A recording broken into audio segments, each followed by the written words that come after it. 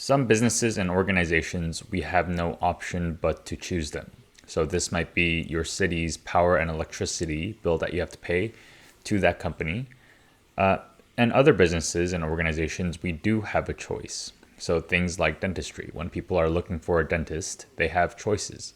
Even if they're referred out to a specialist, they have a choice of specialists. So when it comes to industries where there are choices, we have to do the work of becoming a better choice for people.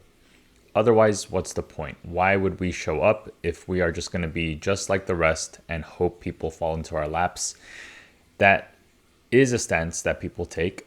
And if you take a look at the players who do take that stance, they're typically the ones who are struggling the most. And the ones who are thriving are the ones who are doing the hard work of becoming better. So let's talk a little bit about becoming better. The first step to understanding how you can become better is to understand who it is you're going to become better for. Because different people have different ideas of what better is. If you ask me what is better, it might be completely different than what you might consider better or what your patient might consider better for anything. So what is better dentistry? What is a better way to do parenting? What is a better laptop? All these questions are subjective. So that's the first thing we have to understand. It's a common trap to believe that others believe what we believe or want what we want, or believe that better is what our version of better is. And a lot of people start off dentistry this way. They design their practices in a way that they would consider to be better without really understanding how to consider what better is for the other people.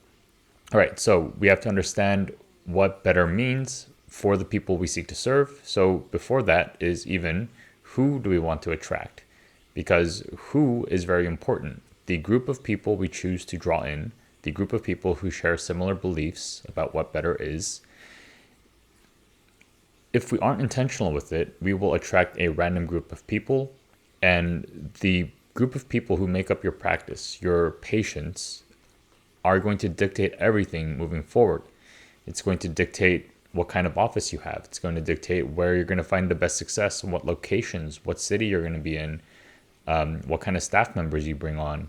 And all these things derive from the single question of who is the group of people that you're going to attract? Who is the group? Who is going to make up your patient base in the future is the question we have to consider. So who's that group for you? What is a better ideal patient for you? And once you identify that, now we have to identify what better means to them, which comes from belief systems. What are their beliefs on value? What are their beliefs on costs? What are their beliefs on health and dentistry, on technology? All these different things you can start to cultivate and you can start to understand. As you come into contact with more and more of your ideal patients, you start to understand what their mindsets are like, what their belief systems are like. And you can derive from that what better means to them. And from there, now you do the work of aligning with that better, which is the long journey of aligning every element of your practice in service of their beliefs of what better is, right? So if we're in an industry, which dentistry is, if we're in an industry of options, then we must do the work of becoming better. Better is the foundation of better, starts with the group you seek to serve, your ideal patients, and their beliefs, not anyone else's beliefs. If someone leaves you a negative review on Google and it wasn't an ideal patient of yours, that is not feedback you want to consider. You don't seek to serve those groups of people. They will have different beliefs than what your people that you choose to serve want. And so if you start to listen to everyone, and if you start to take directions from everyone, what you do is you end up diluting the potency of your practice for the group of people you designed it for, right? So what do they believe? What are their belief systems? What are their worldviews? And we can start designing every aspect of it for them. And we now create something that is best for that group of people, your ideal patients. And then the next step would be to do things like advertising, getting the word out, and all those good stuff that people jump to way too early.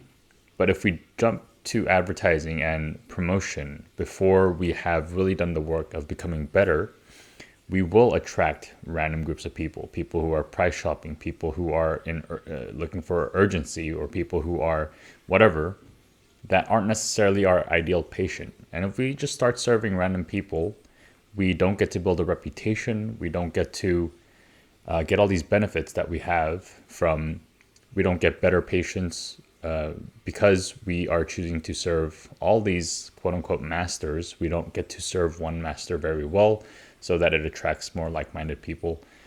And that's the big idea that I want to share with you today, that if you are previously engaging in this game of owning a dental practice as someone who is looking to cater to everyone, or someone who is not looking to push the boundaries and challenge the status quo, and rather you're there to just show up with what everyone else is doing, it's going to be very difficult for you. You have to do the hard work of becoming better for the group of people, for a group of people.